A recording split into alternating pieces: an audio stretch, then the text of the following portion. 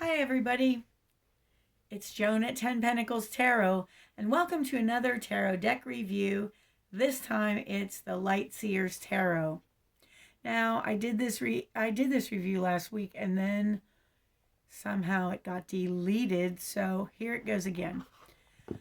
So first let's look at the box. It's one of those nice heavy boxes, and the back says the Light Seer's Tarot. This 78 card tarot deck is a healing tool and guide to explore both the light and shadow sides of our nature. By reimagining the traditional tarot archetypes and symbols in a contemporary, boho, and intuitive style, the Light Seer's Tarot expresses the light and shadow sides of our natures and explores the lessons that can be learned from both. The expressive characters who live within the landscapes of the cards tell stories, ask questions, and provide guidance. This deck is an ideal companion as you seek to uncover the places in your life and in yourself that are most in need of illumination. So I'm going to open the box, and the first thing we can look at is the guidebook. And this is a nice thick little guidebook. It shows a picture of Chris Ann, the deck creator, on the back. And she has a part in the beginning that's very interesting about how the deck came into being. And I love to read things like that because it just helps you understand where the artist is coming from.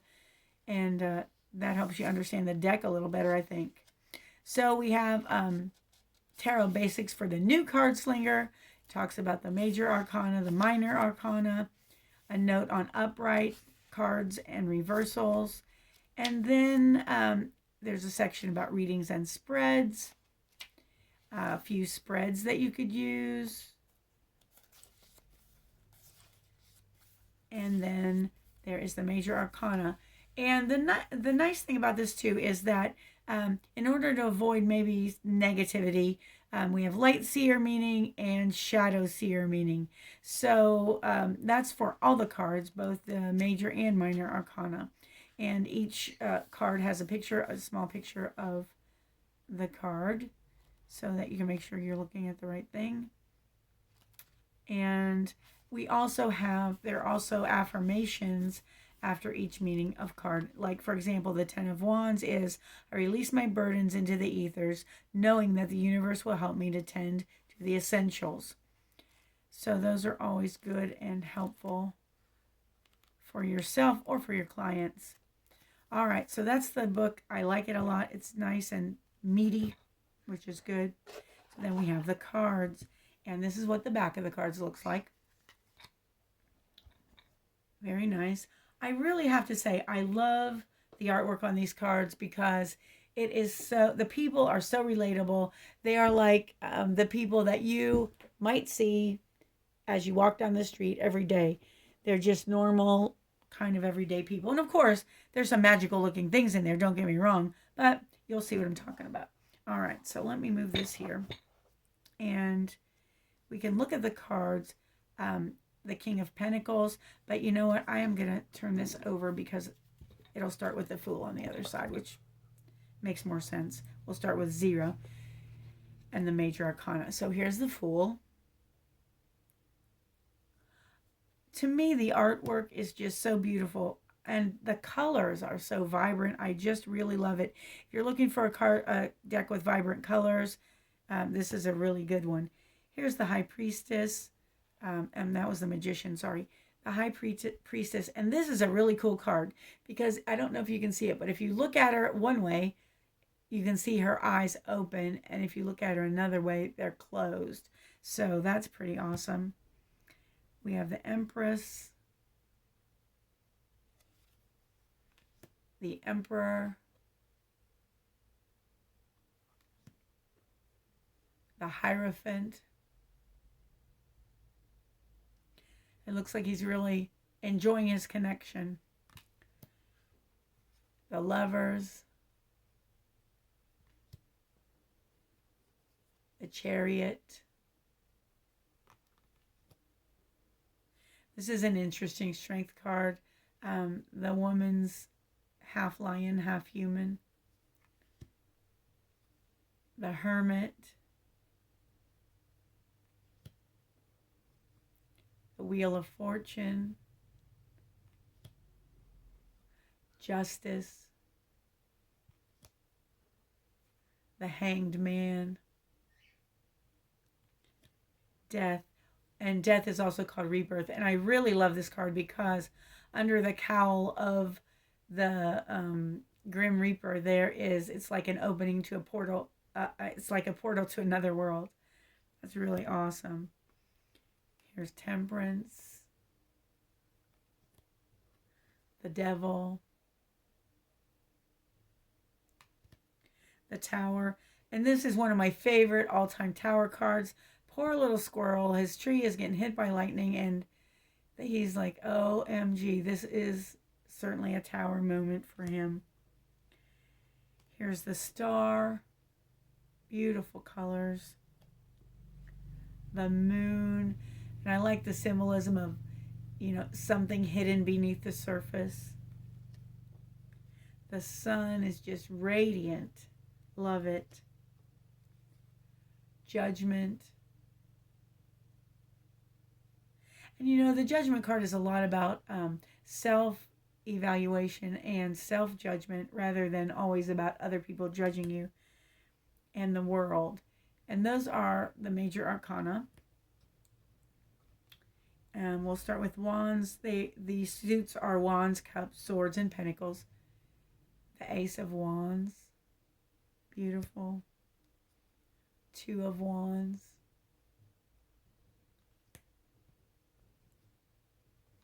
The Three of Wands.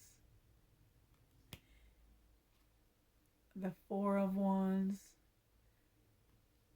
This is a very inclusive deck. I like that a lot about it. I think a lot of people can relate to it. The Six of Wands. And I also think when some people have their cards read, they are so used to seeing the archaic images. This is just something new and fresh, and I think it just gives you a whole new feeling about the cards too. Seven of Wands. Eight of Wands. Now, if that isn't representative of fast moving, I don't know what is. That's awesome. Nine of Wands. Ten of Wands. Page of Wands. The Knight of Wands.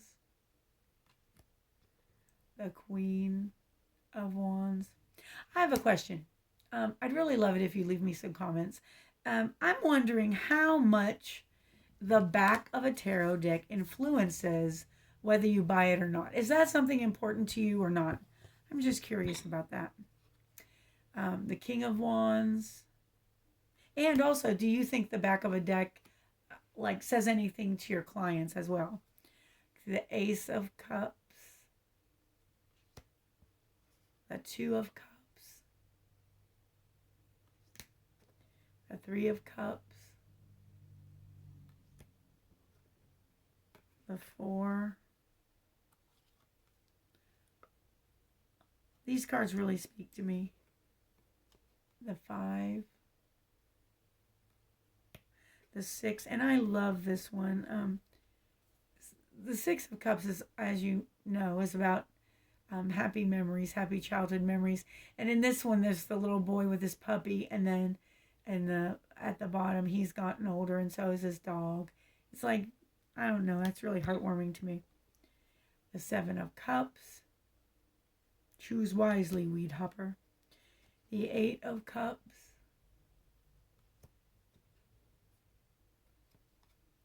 The Nine of Cups. Wish fulfillment. Bam! The Ten of Cups. Love it. The Page of Cups.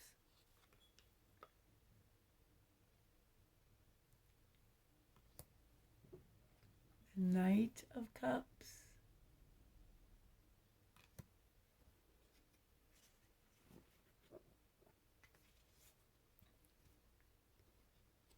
The Queen of Cups. Oops, sorry. And the King of Cups. Now we come to the swords. This is really interesting. The Ace of Swords. And this deck, in this deck, the suit of swords features crows. That's the 2. The 3 of swords. That's a rough one. The 4 of swords. Ah, it makes me want to sleep in that nest. Look how comfortable it looks. The 5 of swords.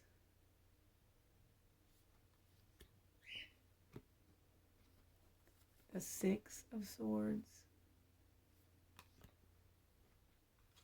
The 7 of swords. The 8 of swords. That's a great depiction too.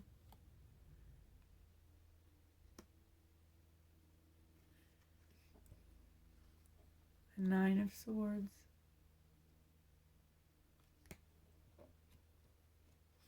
The 10 of swords. I love this page of swords. The way the ideas are in light bulbs. The Knight of Swords, who is always running so quickly after his goal. Love it. The Queen of Swords.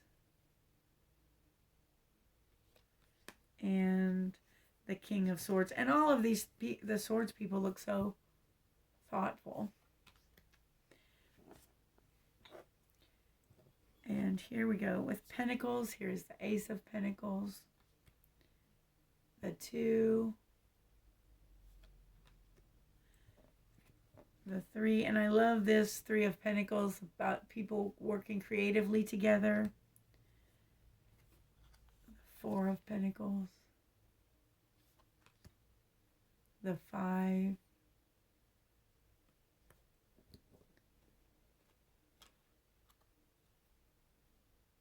The 6 of Pentacles. The 7. And isn't this a great depiction of planting the seeds and waiting for your harvest to come in? Love it. The 8 of Pentacles.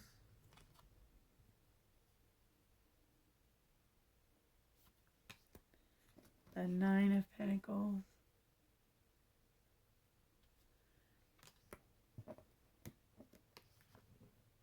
The 10 of Pentacles. The Page. The Knight.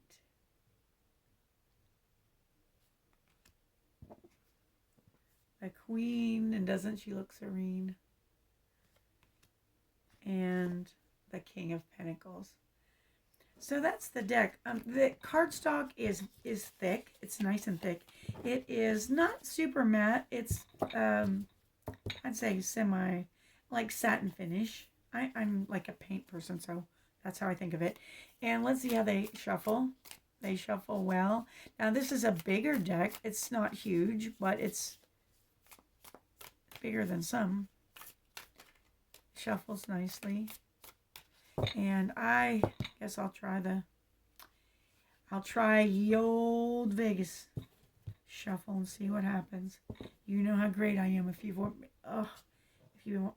Okay. Nope. Can't bend them. That's okay. I'm not very good at shuffling. You all probably could do that. I sort of hesitate to do it almost sometimes because it kind of it can damage the cards if you don't do it right. And if you do it repeatedly, I like my cards to keep nice as long as possible. So that's it. It shuffles nicely. They slide nicely. They're not super slick, but they're really, really good. So I think the high points, the plus points for this deck are the images being so relatable and inclusive. The colors are lovely. The artwork is beautiful. And the people in the pictures are very, very relatable. I think this would be a good deck for anybody. It's nice and modern, and I think it brings a whole new feeling to the tarot deck. So I thank you for watching. If you enjoyed this video, please hit like and subscribe. I'd love to hear your comments. I'd love to hear about, what decks do you want to know about? And also, I'd like to know, is this background too much? Should I do something plain underneath? What do you think? All right. Well, I hope you all have a great day. I thank you for joining me, and I'll see you next time. Bye.